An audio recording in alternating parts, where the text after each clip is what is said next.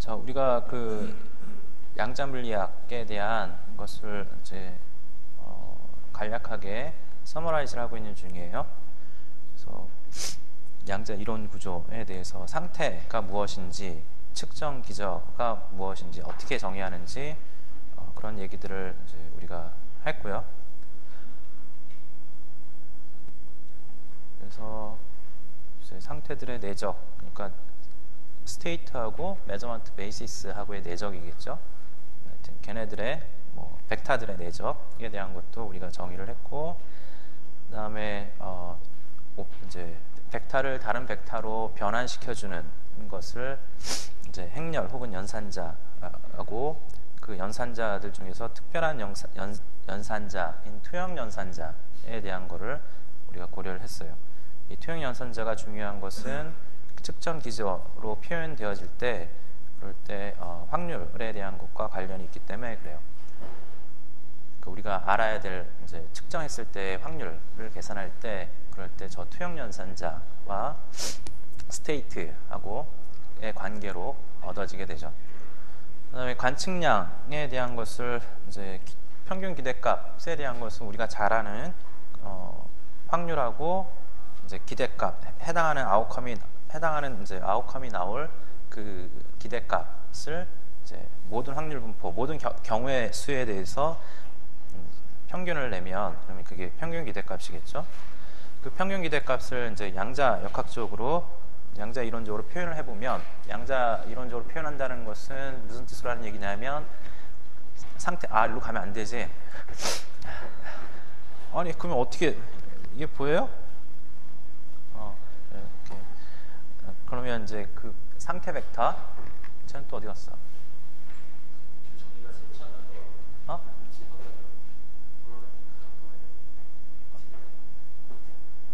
이렇게 하면 내가 안 가는데? 에이씨, 뭐. 자, 그 우리가 상태, 이건 보여요? 상태에 대한 것과 이제, 그러니까 양자 상태들과 투영 연산자, 그리고 각각의 측정되었을 때 아웃컴에 대한 기대값들로 이제 바꿔서 표현해보자 이거죠. 바꿔서 표현을 해보면 상태하고 안에, 가로 안에가 전부 측정과 관련된, 그러니까 측정 기저들이거나 아니면 측정해서 나왔을 때 그거에 대한 기대값들로만 표현되어진 행렬로 연산자로 표현되어진다. 그리고 그걸 이제 M 연산자 이렇게 부르고, M 연산자고, 그 M 연산자를 우리가 관측량 연산자 이렇게 부른다. 오늘 이제 얘기할 것은 동력학에 관한 얘기예요. 동력학으로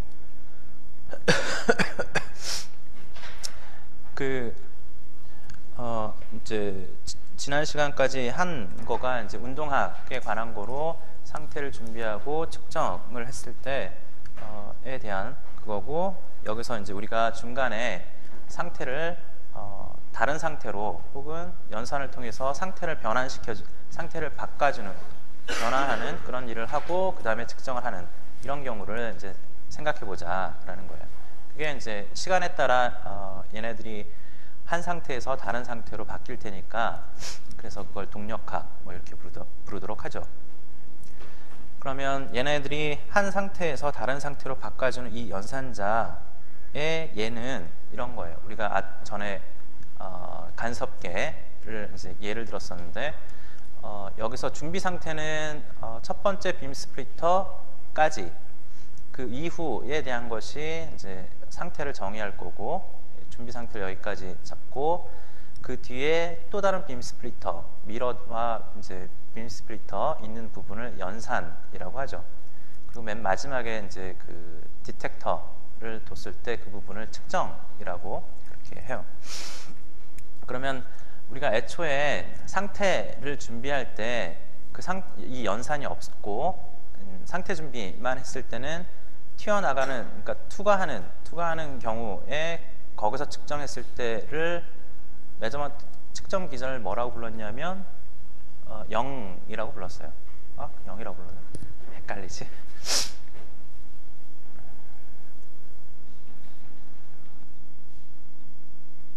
0이라고 불렀죠. 이렇게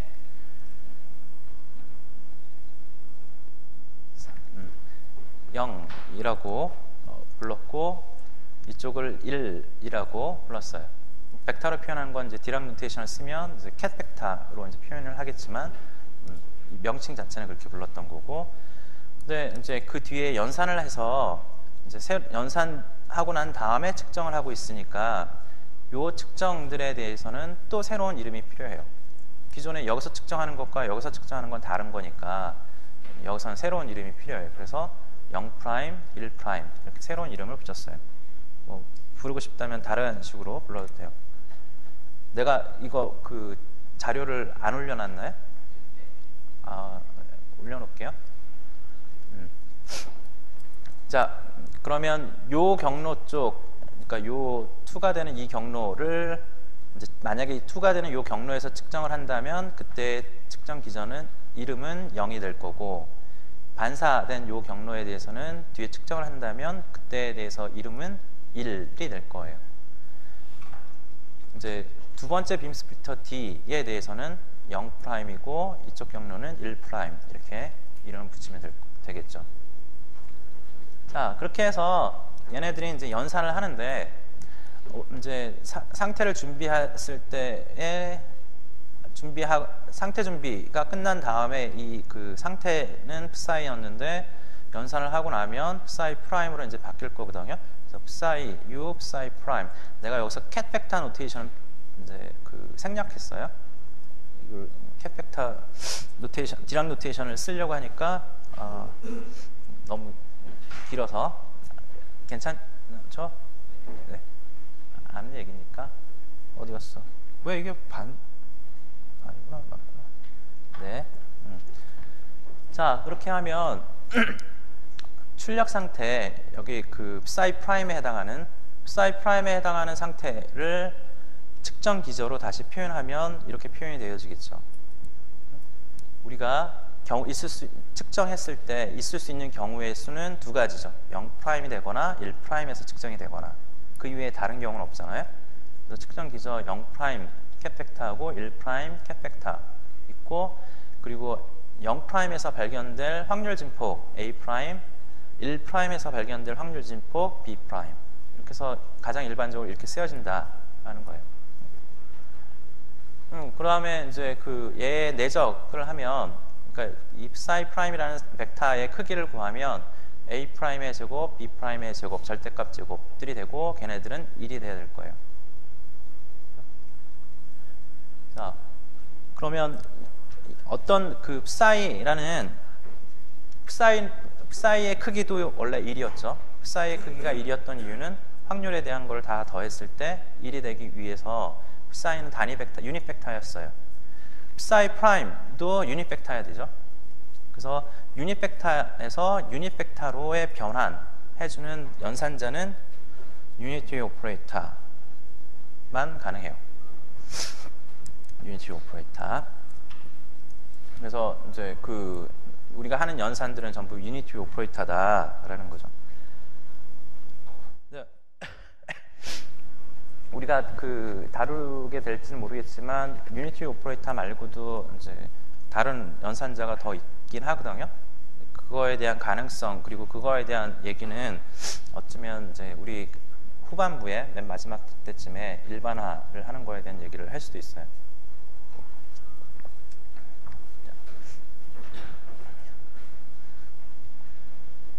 네.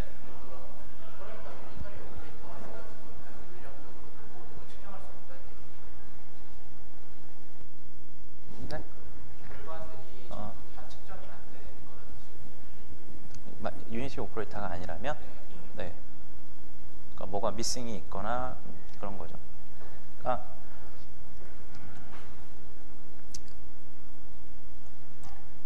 그 예를 들어서 어떤 걸 생각해 볼 수 있냐면, 이 연산에다가 여기다 빔 스플리터를 하나 더 놔요.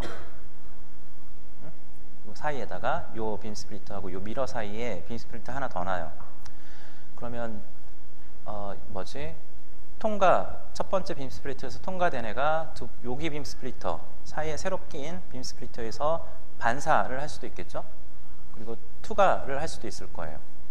그러면 있을 수 있는 경우가 여기 경우, 요 경우, 요 경우 모두 세 가지잖아요. 세 가지인데 내가 여기선 디텍트를 안 하고 있어요. 디텍션 안 하고 있어요. 그러면 이제 우리가 측정 기전은 요거하고 요거 두 개밖에 없는 거잖아요. 그러고 나서 이제 얘네들 이 연산자를 하면 psi 프라임은 더 이상 단위 벡터가 안 되겠죠. 유닛 벡터가 안 될 거예요. 확률이 보낸 애가 전부 다 0 프라임이나 1 프라임 둘 중에 한 군데에서만 측정이 된다면 psi 프라임의 크기는 1일 텐데 여기에 중간에 새로 낀 빔 스플리터로 인해서 샌 애가 있잖아요. 다른 데로 빠져나간 애. 그렇기 때문에 합이 1이 안 될 거거든요.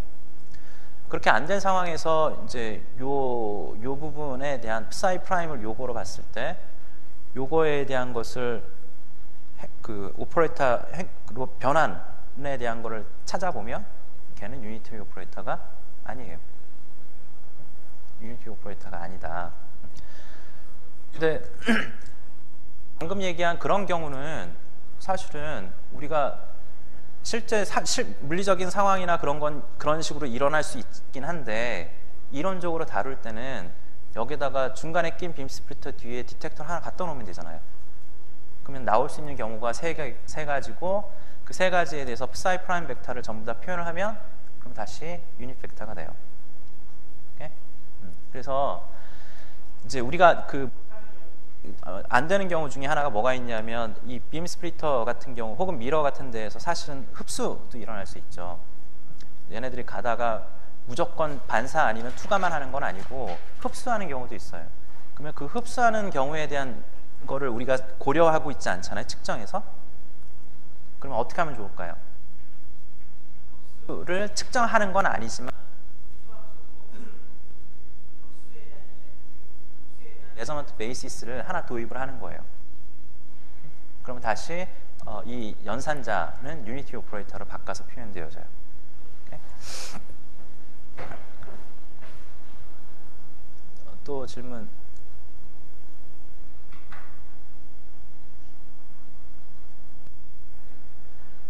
오케이. 자, 네.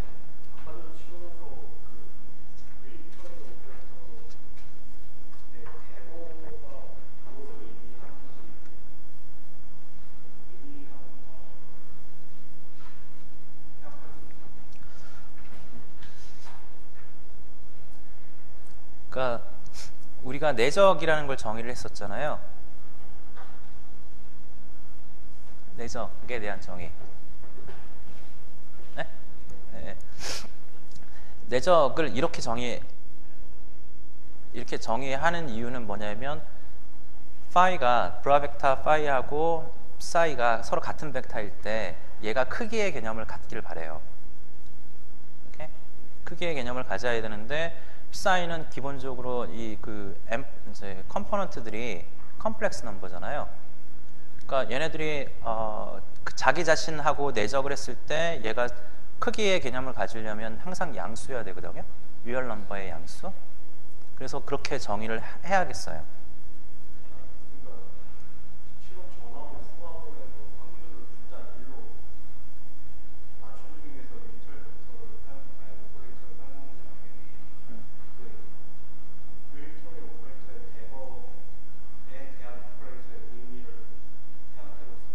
그러니까 지금 그걸 설명하고 있는 중이거든요.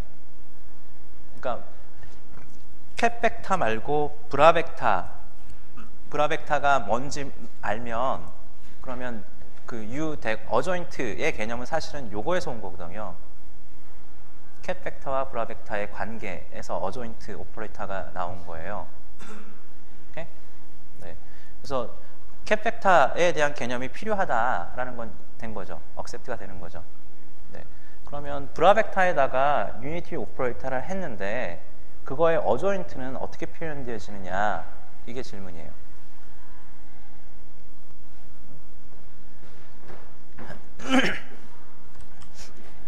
그러니까 psi라는 K팩터에다가 데이터를 이렇게 했어요. 그러면 이거의 어조인트는 어떻게 될까요?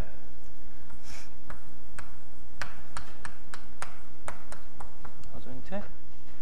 그러니까 얘는 이제 브라벡터가 되는 거죠. 어조인트. 그러니까 K팩터에다가 어조인트를 하면 브라벡터가 되는 거예요. 그 브라벡터는 되어주잖아요. 수학적으로. 오케이? 네. 그러면 우리가 요게 아웃 스테이트고 아웃 스테이트의 K팩터고 얘는 아웃 스테이트의 둘의 내적은 크기가 얼마냐? 그건 아웃 스테이트에 대한 확률이 1이라는 걸 요구하고 있으니까 1이 되면 좋겠죠. 그래서 U 대거와 U의 사이는 사이로 인풋 스테이트는 우리가 1이라는 걸 알고 해놨으니까 1이라는 걸 아니까 1이 되는데 얘가 U 대거 U가 아이덴티티가 되면 아이덴티티 오퍼레이터가 되면 그러면 얘가 1이라는 걸 알 수 있잖아요. 지금 당장의 상황에서 임의의 오퍼레이션 U라고 했는데 그거의 U 대거가 역 트랜스포메이션이냐에 대한 것은 사이에다가 U를 하고 그 다음에 U 대거를 했더니 오리지널 인풋 스테이트가 그대로 나왔어. 그래서 U 대거는 오퍼레이션 U를 그러니까 U 오퍼레이션을 한 거를 캔슬 시켜줬어 라고 얘기는 할 수 있겠죠. 근데 네, 그거는 네, 심각한 문제가 아닌 것 같은데.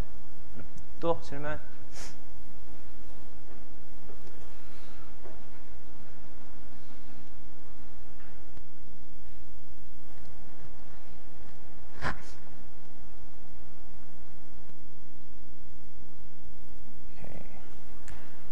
자, 그러면 우리가 요 간섭의 방식을 두 가지를 생각해 볼 거예요. 고전적인 경우하고 지금처럼 양자적인 경우. 그러니까 내가 예전에 지난주에 설명할 때는 그냥 말로만 얘기했잖아요. 실험을 하면 어떻게 된다. 그걸 이제 말로만 했고 실험 결과에 대한 건 아는 거예요. 실험 결과는 아는 거고 그거를 기술하는 방식을 두 가지, 하나는 고전적인 방식과 다른 하나는 양자적인 방식 두 가지를 얘기할 거거든요.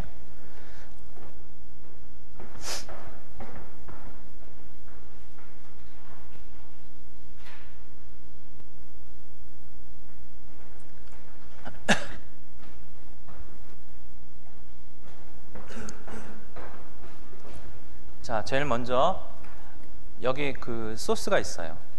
소스에서 빔 스플리터를 통과하고 난 다음에 여기 투과가 될 확률과 반사가 될 확률에 대한 거를 알 수 있죠. 소스에서부터 투과 스플리터가 이제 하프 빔 스플리터라면 2분의 1이 되겠죠. 그다음에 반사. 이 투과라는 걸 내가 뭐라고 불렀죠? 투과를 0이라고 불렀어요. 0이라고 불러도 되죠? 이름이야 늘 하면 되는 거니까 0이라고 부릅시다. 반사는 우리가 그렇게 부를게요. 되겠죠? 자, 그 다음에 또 뭘 이제 고려해야 되냐면 여기서 거울이 있는데 거울에서 반사된 것은 반사되기 전과 반사된 후는 여기서부터 일로 갈 확률이 항상 1이잖아요. 항상 1이기 때문에 얘하고 얘가 같은 거라고 볼게요. 일반적으로는 다른 거라고 볼 수도 있어요. 그리고 실제로 미러에 의해서 위상이 바뀌기 때문에 파이만큼 위상이 바뀌잖아요. 그렇기 때문에 명칭이 달라져야 될 이유가 있긴 하거든요. 그렇지만 여기서는 그렇게 심각한 문제가 아니에요. 일단은 나는 여기서 얘하고 얘가 같은 거라고 할게요. 그러니까 얘는 이 경로를 0, 이 경로도 같은 경로인 0이라고 한다 이거죠. 반사는 1, 여기 미러 뒤도 여전히 1 같은 거라고 이제 볼게요. 그래서 여기 1, 여기 0. 자, 이 0인 애가 이제 일단 0이 됐어요. 그러면 0인 애가 2가 할 확률이 있겠죠. 얼마죠? 0인 애가 2가 해서 어디로 갈 거냐면 0 프라임. 그거는 어떻게 표현해요? 수학적으로?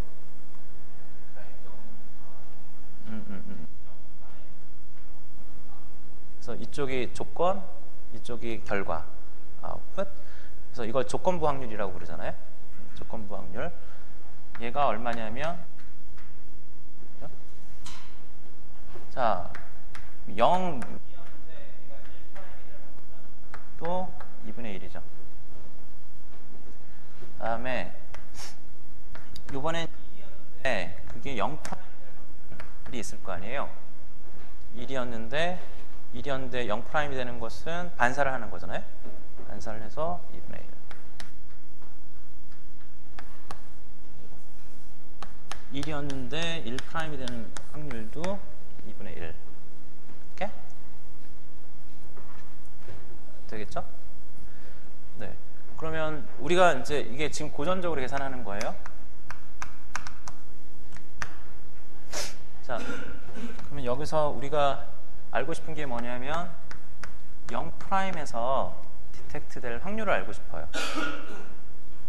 0'에서 디텍트 될 확률. 0'으로 왔는데 0'으로 왔는데 어디서 0에서부터 0'으로 왔을 수 있다. P0이잖아요. 0'으로 왔는데 걔가 1에서부터 왔을 수 있으니까 이렇게 표현이 되어질 거죠. 그 다음 P1'도 똑같이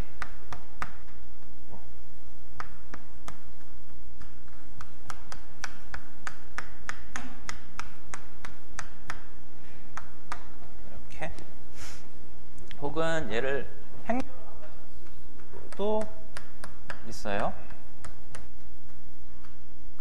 행렬 형태로 쓸 수 있겠죠.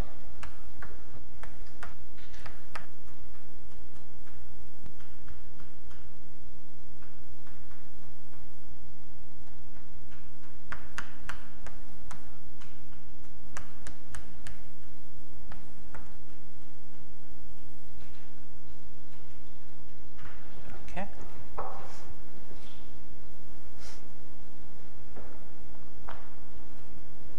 할 수 있겠죠? 그럼 P0'은 얼마예요? 2분의 1. P1'은 얼마예요? 2분의 1. 그래서 이제 고전적으로는 P0, 이제 0'에서 디텍트 될 확률이 2분의 1이고 1'에서 디텍트 될 확률이 2분의 1인 거예요. 자, 이게 그 뭐지? 고전적인 경우고, 퀀텀인 경우. 퀀텀인 경우에는 psi 프라임으로 써서 u psi 이렇게 오고 난 다음에 psi 프라임의, 그러니까 psi 프라임을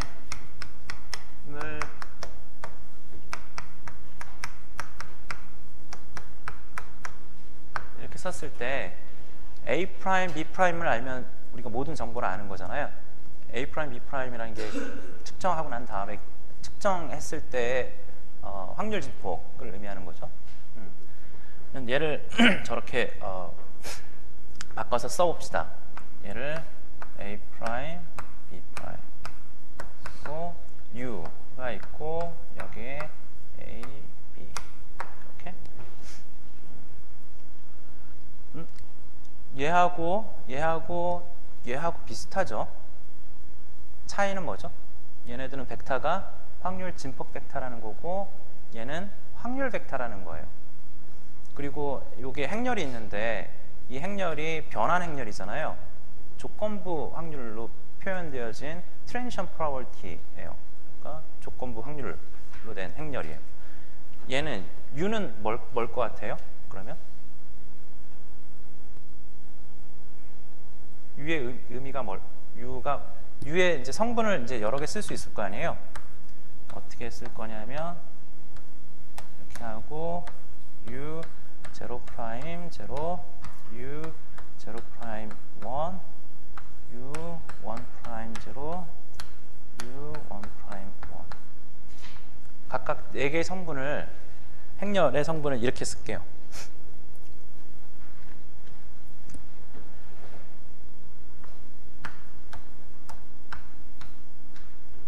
이렇게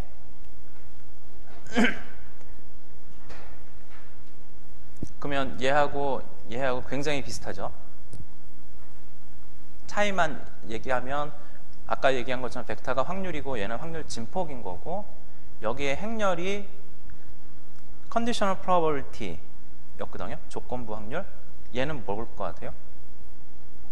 조건부 얘도 비슷하게 얘기할 수 있지 않겠어요? 조건부 확률 진폭. 네. 유니티 오퍼레이터는 조건부 확률 진폭이에요. 그래서 내가 베이시스를 여기서 이제 빼놓고 얘기했는데 베이시스를 다시 넣으면 그러면 이런 식으로 이제 표현해서 쓸 수 있고 결국은 이펙티브하게는 요거를 다시 쓴 거예요. 다시 쓴 거고 그리고 이제 그러니까 조건부 확률 진폭을 이제 각각 0에서부터 0 프라임으로 올 때의 조건부 확률 진폭 U. 저거 이제 나머지 다 마찬가지. 자, 이렇게 했다고 합시다. 자, 그러면 이제 요 실험적 상황에 대한 거를 이제 다시 또 기술을 해봐요.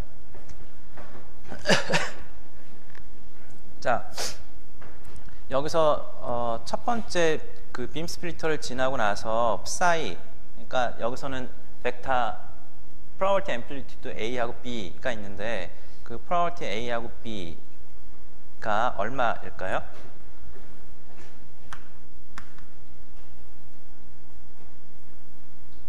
투가 될 확률이 2분의 1이니까 그거 확률 진폭은 루트 2분의 1. 이렇게? 여기에 위상이 또 있을 수도 있잖아요. 근데 위상은 우리가 처음에부터 그 스테이트에 대한 걸 준비하는 거고 그때에 대한 걸 우리가 기준으로 삼아요. 기준으로 삼으면 위상을 없앨 수 있어. 위상을 넣고 싶으면 처음부터 넣으면 돼. 일관성만 유지하도록. 오케이? 여기서는 위상을 빼고 할게요. 하나도 그 결과에는 영향을 주지 않으니까. B도 루트 2분의 1 돼요.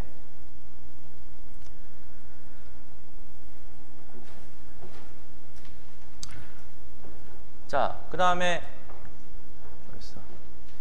여기 그 빔 스플리터, 이 빔 스플리터가 하는 일이, 그러니까 이 조건부 확률 진폭을 표현해야 되는데 0일 때 뭐가 된다? 2가 0에서 0 프라임으로 갈 확률은 얼마라고요? 그거의 확률 진폭은 루트 2분의 1이겠죠. 그래서 U, 여기 있는 거 U에 대한 것을 쓸게요. U에 대한 거를 1 over 루트 2분의 1. 그러니까 0에서부터 0 프라임으로 가는 거. 1에서부터 0 프라임으로 가는 거를 생각해 봅시다. 아니, 0에서부터 1 프라임으로 가는 걸 생각해 봅시다. 그러면 0에서부터 1 프라임으로 갈 때는 반사를 하잖아요. 반사를 하니까 그 반사를 할 때 그 확률은 2분의 1이잖아요, 여전히. 그 크기는 여전히 1 over square root 2 이렇게 돼요. 이렇게. 자, 그 다음 다른 건 다 마찬가지죠. 그래서 1 over square root 2, square root 2, 1 over square root 2 이렇게.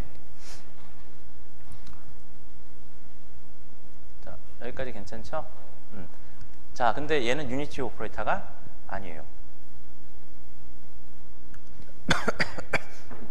크기, 그러니까 U 대거 하면 얘네들이 일이 안 되죠. 그러니까 아이덴티티 행렬이 안 되잖아요. 뭐가 틀렸어. 뭐가 틀렸을까? 위상에 대한 게 고려가 돼야 돼요. 그래서 그거는 물리적인 상황에 따라서 이 위상들이 다른데, 예를 들어서 0에서부터 이제 0'으로 갈 때는 위상이 그대로 바뀌지 않고 1'으로 갈 때도 위상이 바뀌지 않는데, 1에서부터 1'으로 갈 때 위상이 안 바뀌고 1에서부터 0'으로 갈 때 위상이 바뀌는 그런 경우가 있어요. 그러니까 정확하게 하면 우리 지금 실험적 상황에서는 여기다 마이너스를 줬네. 오케이, 마이너스.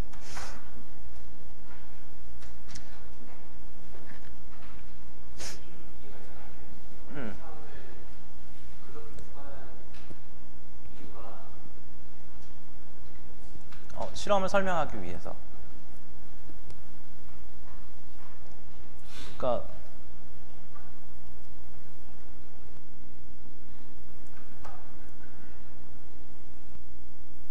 실험이 결과가 이거잖아요. 요 실험 결과, 그러니까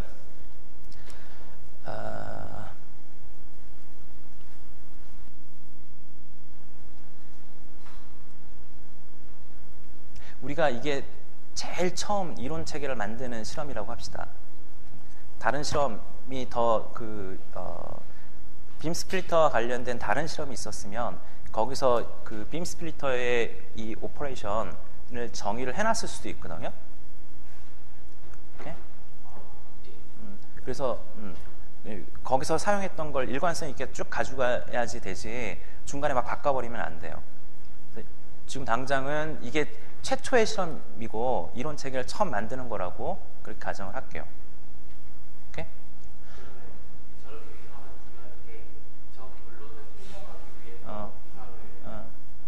네. 네. 그러면 이렇게는 안 돼요. 어떻게 해요? 저렇게 어떤 저기 스프레이트에서 위상이 어떻게 변할 거라고 생각을 하고 그거를 오퍼레이터 설정하고 결과를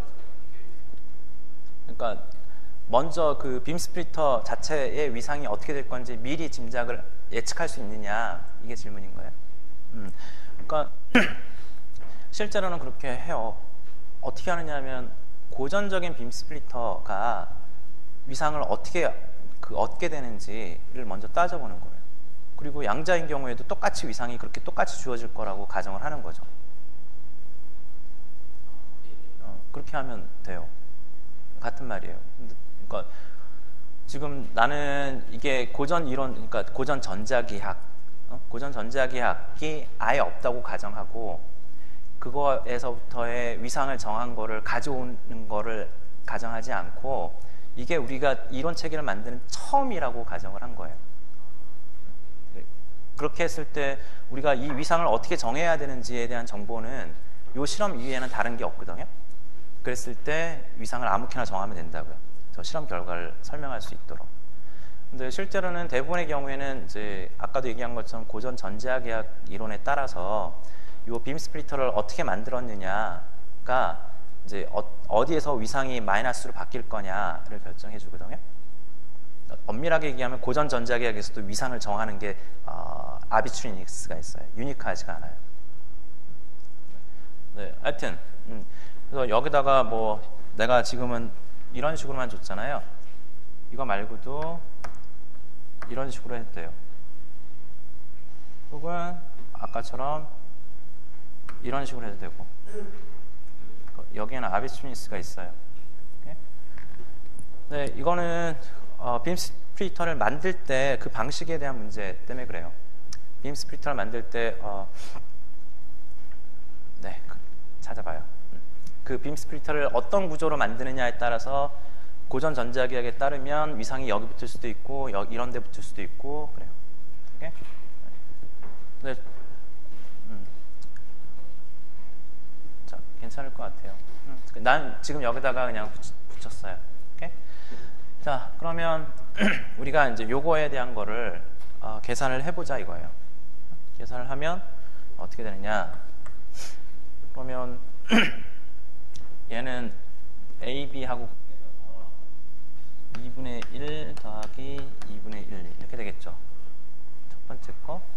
여기는 곱해져서 2분의 1 빼기 2분의 1이 될 거예요.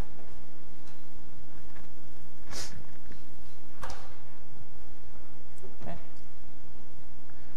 자, 그러면 얘가 여긴 플러스, 여긴 마이너스, 이게 간섭이잖아요.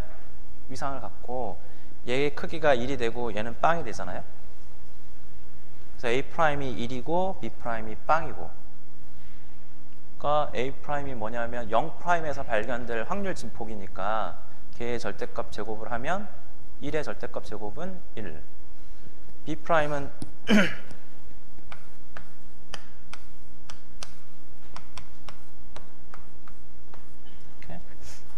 B'은 빵이니까 그거의 절대값 제곱도 빵.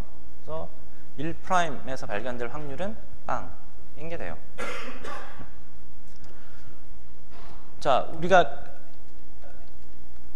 간섭에 대한 효과를 요 계산에서 볼 수 있는 거예요. 여기서는 뭐지? 저기가 없잖아요. 마이너스 부호가. 여기서도 요 산술적인 계산할 때 여기에 부호가 마이너스 부호라는 거 생기지 않아요. 네, 여기서는 마이너스 부호가 생기잖아요. 있잖아요. 소멸 간섭을 이제 설명할 수 있는 그런 거예요. 자, 근데 여기서 그치는 게 아니라 내가 여기다가 요 중간에 0이나 1 경로, 두 경로 중에 한 군데다가 위상을 바꿀 수도 있어요. 위상을 페이스 모듈레이터 같은 걸 이렇게 두면 위상이 달라지는 거거든요. 그러면 위상이 달라지는 오퍼레이션이 또 있겠죠. 그러면 그거를 U 파이라고, 그걸 I 해시라고 할게요. I V라고 할게요. 위상 주는 거를 V. 걔는 영인애를 내가 여기다가 위상을 여기다 붙일 거거든요. 밑에는 위상이 없고 위에만 위상을 이제 파이만큼 바꾸는, 그러니까 1인 거에다가 위상을 바꾸는 애를 할게요. 그러면 영인애는 그냥 영인애로 그냥 가는 거잖아요. 그러니까 영인애가 내가 그림이 되는구나.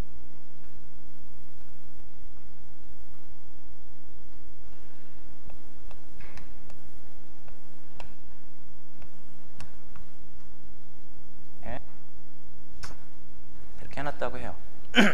그리고 내가 여기다가 위상, 파이만큼의 위상을 주는 애를 뒀다고 합시다. 네? 그러면 프리퍼레이션이잖아요.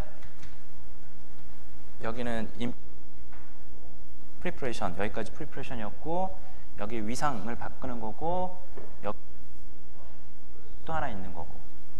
위상에 대한 경로 0이었는데 0에서부터 0으로 갔잖아요. 근데 내가 연산을 하고 난 다음에 그 다음에 여기가 처음 거하고 같으리란 보장은 일반적으로 없다 그랬죠. 그래서 내가 이거를 0 더블 프라임이라고 부를게요. 싫어요?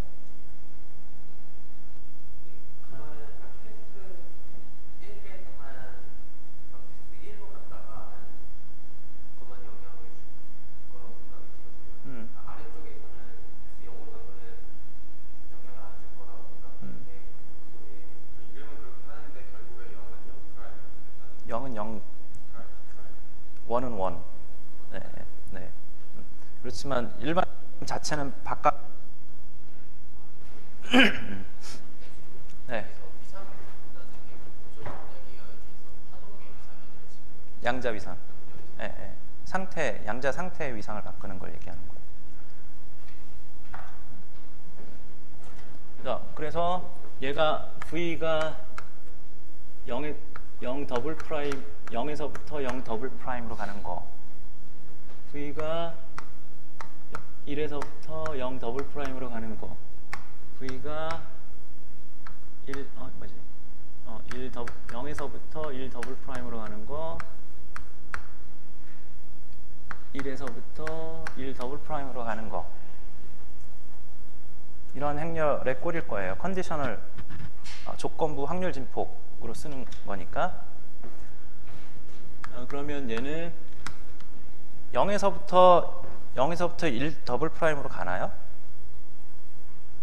0에서부터 1 더블 프라임으로 안 가죠. 빵이에요. 1에서부터 0 더블 프라임으로 가나요? 안 가잖아요. 마찬가지 빵이에요. 0에서부터 0 더블 프라임으로 갈 확률이 얼마죠? 1. 1에서부터 1 더블 프라임으로 갈 확률이 얼마죠? 1. 위상만 빼고. 오케이? 그러니까 얘는 0에서부터 0 더블 프라임으로 갈 확률 1, 빵빵. 1에서 1 더블 프라임으로 가는 확률 1인데 위상만 있어서 그 위상 이렇게 넣어주는 거예요.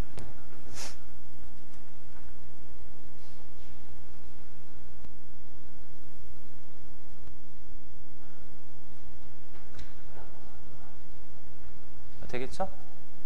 그러면 저 V는 어디다 집어넣으면 되냐면 처음 스테이트를 준비하고 난 다음에 바로 V란 연산을 하는 거죠. 그 다음에 U란 연산을 하는 거예요. 그러니까 V, U 이렇게. 그러면 이제 어떻게 될까요? 여기다가 V를 이렇게 끼겨 넣으면 그러면 여기 B 여기 뒷부분에 exponential I phi라는 위상이 이렇게 붙겠죠?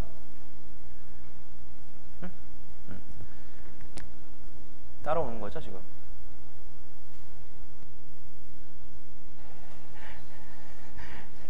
V가 AB에 가면 V, AB 이렇게 하면 얘는 A하고 B의 exponential I phi 이렇게 될 거잖아. 되겠죠? 됐죠? 그러면 얘는 2분의 1 빼고 1 플러스 exponential I phi 밑에도 2분의 1에 1 빼기 exponential I phi. 오케이? 자, phi가 어떻게 되느냐에 따라서 phi가 0이면 여기서 발견될 확률이 1인 거고 밑에서 발견될 확률은 빵인 거고, phi가 파이면 위에서 발견될 확률은 빵인 거고 여기에서 발견될 확률은 1인 거고, phi가 2분의 파이 2분의 파이면 위에서 발견될 확률이 2분의 1, 밑에서 발견될 확률이 2분의 1 이렇게 되겠죠?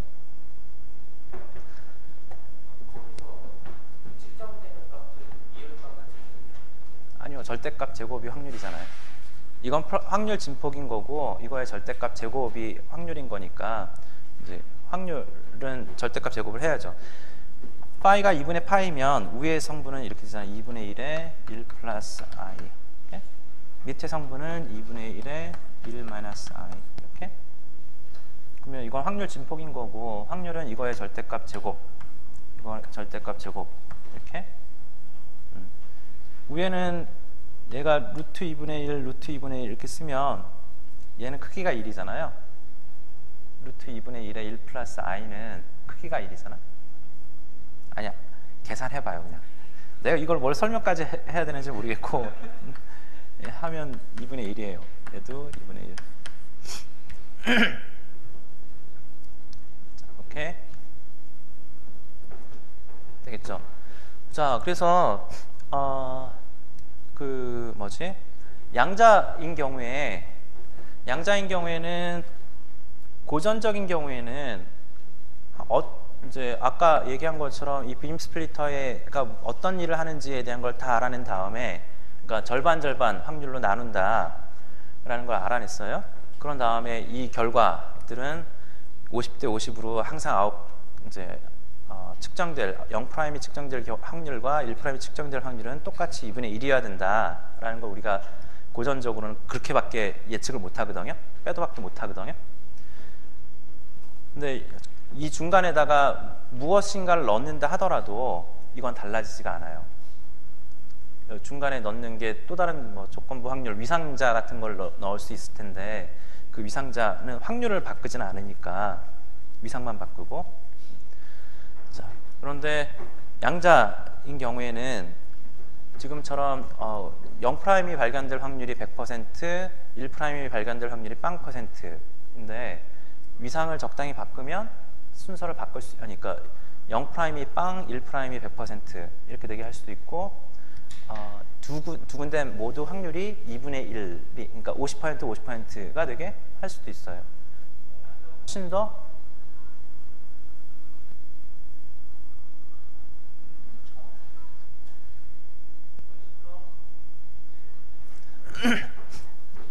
제한이 훨씬 적잖아요. 그러니까 고전인 경우에는 굉장히 제약적인데, 양자는 제약이 없다를 뭐라 그러지?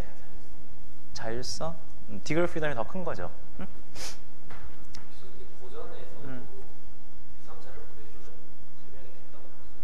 아니요. 지금 이게 여러 가지가 내가 그래서 이 이그젬플을 그렇게 썩 좋아하진 않는데, 지금 만약에 이거를 고전 전자기 파로 생각하고 있다면 그러면 돼요. 그러면 상황이 더 복잡해져요. 근데 지금 얘기는 그게 아니고 포톤을 하나씩 쏘는 경우잖아요. 그러니까 일단은 포톤이 하나밖에, 이제 밝기의 최소 단위, 밝기의 최소 단위가 있다라는 걸 지금 안 상황에서, 그 상황에서 실험을 하고 있는 거거든요. 그랬을 때 어떻게 되느냐에 대한 문제예요.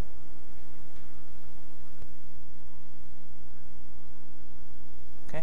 네. 그럼 여기다가 뭐 위상자 같은 걸 두잖아요. 위상자를 두는데 그 위상자에 대해서 이런 비슷한, 이건 조건부 확률 진폭에 대한 건데 조건부 확률에 대한 걸 쓸 수 있겠죠. 그죠? 위상자에 대한. 그건 어떻게 될까요? 1빵, 빵, 1이야죠.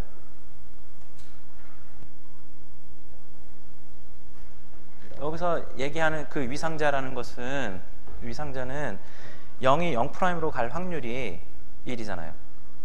0에서부터 1 더블 프라임으로 갈 확률은 빵이잖아요. 그죠? 그런 조건부 확률이잖아. 1에서부터 1 더블 프라임으로 갈 확률도 1이에요. 뭐 이상한 걸 넣든 넣지 않았든 그거는 하나도 중요한 역할을 안 하는 거죠, 지금. 이 고전적인 경우에서. 고전 확률 이론에 따르면 그렇게 돼야 되잖아요.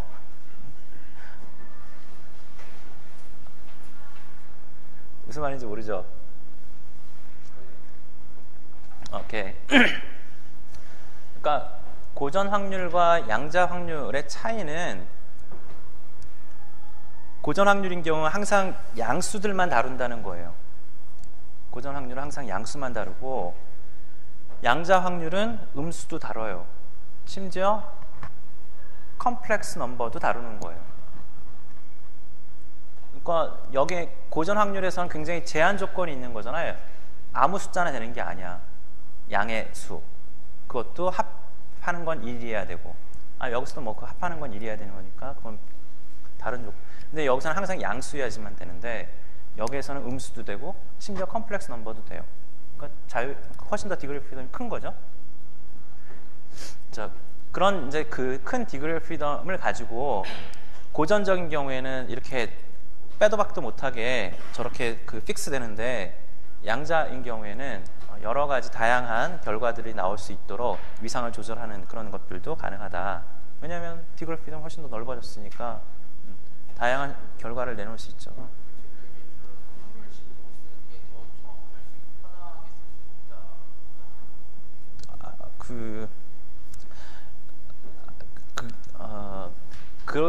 그러한 형태의 스테이트먼트를 혼자 가질 수는 있겠죠.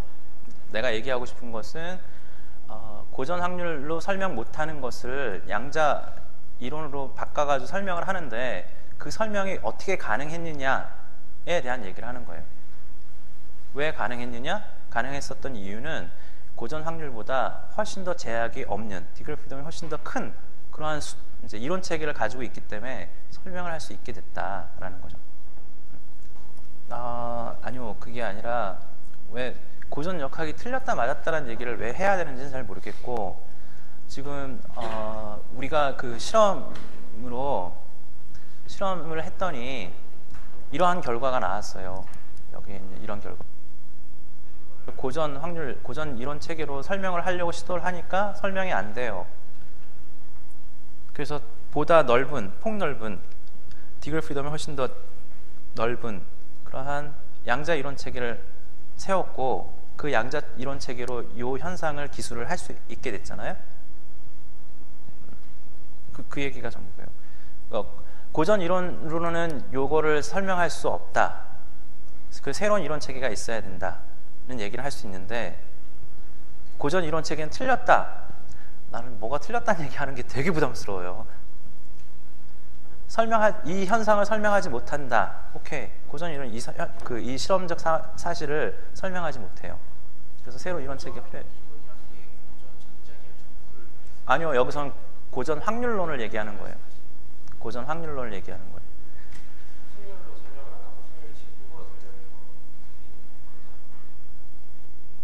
진폭으로 얘네들을 이 실험적 사실을 기술할 수 있다는 거예요. 네.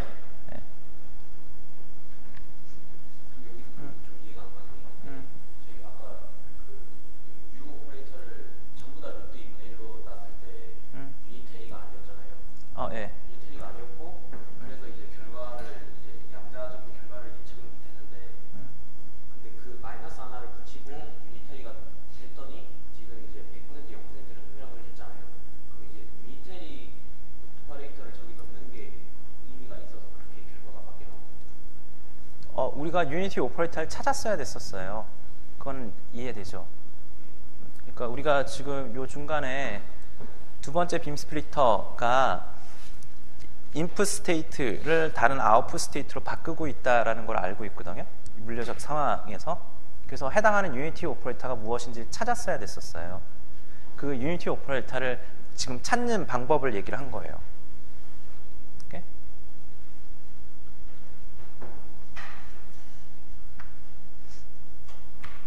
어떻게 해당 유니티 오퍼레이터를 찾느냐, 그거를 얘기한 거라고요.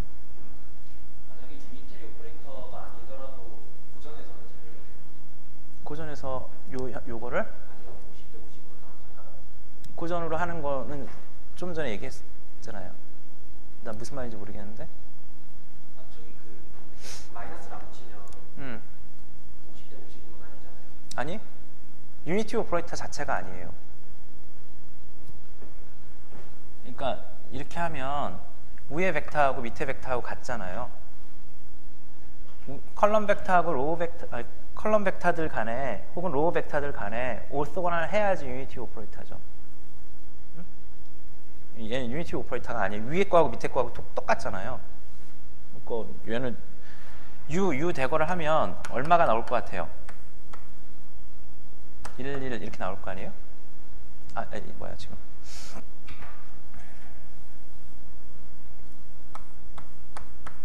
이렇게? 얘는 유니티 오퍼레이터가 아니잖아요. 그러면 상태의 크기가 바뀌죠. 확률이 달라진다는 거잖아요. 근데 그건 말이 안 되는 거잖아. 우리가 애초에 생각했을 때 확률은 일정해야 될 거, 1이어야 될 거 아니에요. 다 썸한 거. 우리가 어디론가 잃어버리는 게 없다고 했으니까 그런 상황에서 확률을 구하면 다 더하면 1이어야 되죠. 지금은 확률이 1보다 훨씬 더 큰 값이 되는 거예요. 그러니까 얘는 물리적으로 의미 있는 오퍼레이터가 아니에요. U는. 지금 현재의 U는. 그러니까 물리적으로 맞는 오퍼레이터를 찾아야 된다고요. 그걸 찾았다는 거죠. 근데 이걸 찾는데 이 위상을 정하는 방식이 여러 가지가 있는데 왜 여기에다 마이너스를 뒀느냐, 여기다 두면 안 되느냐, 혹은 피어 이미지널 여기다 둬도 되는데 왜 그거 아니고 이렇게 하느냐라는 질문이 생긴 거예요. 아무렇게나 해도 된다고요. 아무렇게나 해도 요 실험적인 사실을 설명할 수 있는 그러한 경우이기만 하다면 아무렇게나 해도 돼요. 단지 한번 정했으면 해당하는 오퍼레이션은 항상 그거로 표현해야 돼요. 오케이? 그러니까 이제 처음에 유니티 오퍼레이터를 정할 때 유니크니스가 없어서 그래요. 유니크니스가 없는 문제가 있으니까 그 유니크니스는 자기가 셀렉션을 해야 되는 거죠. 우리가 그 게이지에서 게이지 셀렉션 하는 거 있잖아요. 전자계약 같은 데서 그거하고 비슷한 거예요. 여기서도 일종의 게이지 셀렉션 같은 걸 해야 되는 거예요. 미상자 요거 오퍼레이터 저거는 일반적인 방법. 아니요. 하나의 방법. 그러니까 지금 이거는 내가 뭘 가정했냐면 다른 실험을 통해서 이 파이가 얼마인지를 알아낸 거예요. 알아내고 그걸 낑겨 넣은 거예요. 그러니까 다른 방식으로 이제 이 V 오퍼레이션 자체에 대한 것은 위상이 얼마큼 바뀌는지는 알아냈어야 돼요. 내가 요거를 이렇게 해놨는데, 이렇게 해놓은 이유가 처음에 어딨어? 일관성을 유지하려고 사실은 저렇게 한 건, 우리가 빔 스플리터가 여기가 있었어요. 여기 이렇게 하나 있었고, 이렇게. 그러니까 이거를 우리가 여기까지를 상태 준비라고 보고, 여기서부터 여기까지를 연산이라고 볼 수도 있겠죠. 이렇게. 그러면 얘는 그러니까 얘를 0 더블 프라임이라고 이렇게 부를게요. 이렇게. 내가 여기를 0이라고 부르고 여기를 1이라고 부르고 있어서 그렇거든요. 그러니까 여기 뒤에 더 이렇게.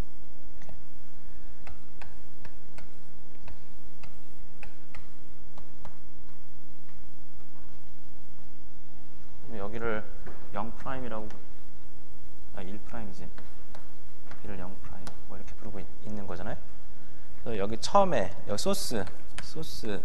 소스에서 이쪽 위로 가지 않고 오른쪽으로 가고 있는 얘를 0 더블 프라임이라고 불러보자 이거죠. 요 빔 스플리터가 이 유니티 오퍼레이터로 표현되어진다고 했잖아요. 그러면 요 빔 스플리터하고 요 빔 스플리터가 똑같은 빔 스플리터예요. 똑같이 만든 거거든요. 다른 빔 스플리터면 다른 요거의 위상들이 달라질 수 있는데 똑같이 제조했기 때문에 동일한 연산자거든요. 동일한 연산자를 써야 되는 거예요. 자, 그러면 처음에 어떻게 한다고? 그러니까 빔 스플리터에서 하는 일은 0 더블 프라임을 0으로, 그 다음에 0 더블 프라임을 1로, 그 다음에 요 밑에가 또 있을 텐데 여기를 1 더블 프라임이라고 합시다. 1 더블 프라임이 0으로, 1 더블 프라임이 1로 가는 조건부 확률들을 또 얘기할 수 있겠죠. 그거는 요거여야 되겠죠. 요거, 요 유니티 똑같은 거니까. 자, 그래서 처음에는 0 더블 프라임이 있었으니까 1방울이 있었던 거예요.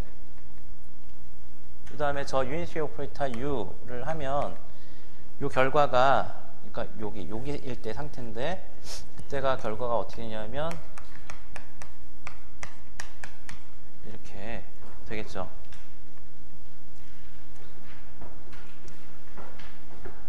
요거에 대해서 이게 우리가 처음에 양자 상태가 이럴 거라고 해놓은 거예요. 처음 양자 상태가 여기 위상이 또 마음대로 있을 수 있었잖아요. 근데 우리가 그걸 위상을 정했잖아. 그걸 어떻게 왜 그렇게 정했냐면 일관성을 유지하면서 그런 걸 다 하는 거야. 자, 그래요.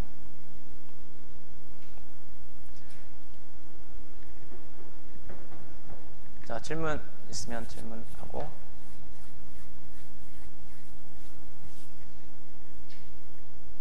질문 없어요? 자, 그럼 우리가 그 양자 이론에 대한 것을 간단한 이그젬플을 가지고 양자 이론 체계를 쭉 설명한 거예요. 간단하게.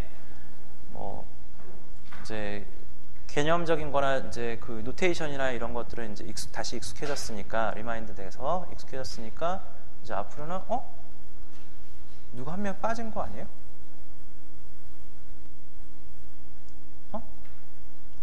이상한데? 네, 알았어요. 내가 앞으로는 양자 광학으로 갈 건데, 이제 빛을 양자화하는 거, 빛의 양자화를 다음 시간부터 하도록 합시다. 그래요. 오늘 여기까지 합시다. 조금 일찍 끝났는데. 네, 수고하셨어요.